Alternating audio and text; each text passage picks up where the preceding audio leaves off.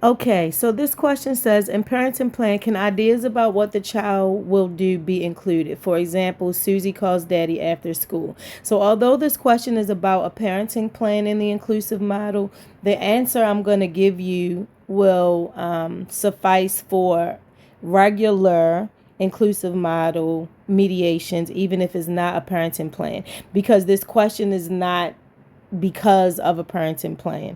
So the challenge here is that often mediators mostly remember what trainers have told you not to do during basic mediation training.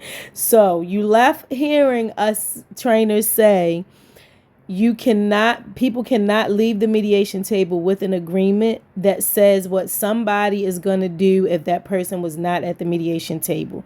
And so when people start giving ideas during the brainstorm about what people can do and those people are not at the table, mediators kind of glitch a little bit about, oh my God, how are we supposed to handle this? So to clarify, participants can give ideas about what other people who are not there can do. And whether they are children or adults, they can say what other people can do in their ideas. And you post those ideas. When they start picking ideas, if all of the participants agree to an idea about somebody who is not at the table and what that person is going to do, you circle it.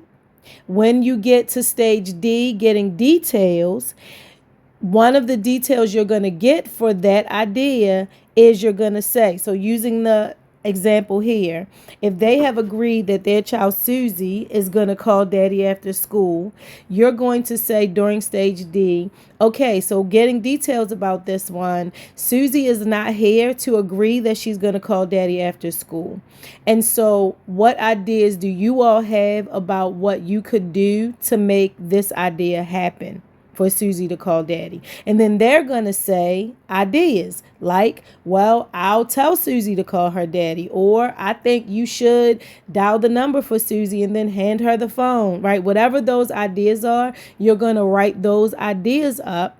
And then you're going to ask them, which of these ideas do you all agree to? And you'll get then details about the ones they agree to. So remember to still get the who, what, where, when, and how when they decide what they are going to do to make it happen that Susie will call dad. So by when are you going to tell Susie? How is this going to happen? Right? Whatever the who, what, where, when, and how, make sure you're still asking those questions. But the learning here is that people can absolutely give ideas about what somebody's going to do if they're not at the table, even if they're a child.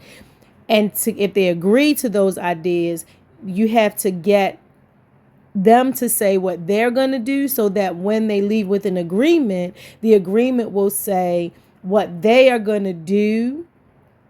I'll give Susie the phone. I'll tell Susie to call dad, right? It'll be them doing it, not the person who was not at the table.